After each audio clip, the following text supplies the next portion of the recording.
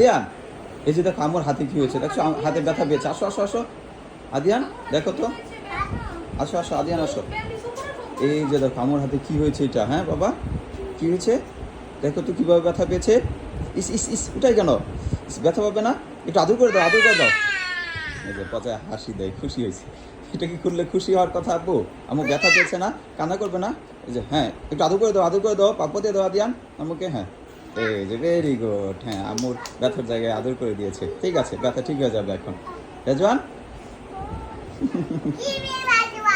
কিভাবে ব্যথা পেয়েছ, কিভাবে ব্যথা পেয়েছে বলো। এখান থেকে সুই দিয়ে রক্ত নিয়েছে। আম্মু অসুস্থ না, আম্মু রক্ত পরীক্ষা করার জন্য রক্ত নিয়েছে এখান থেকে।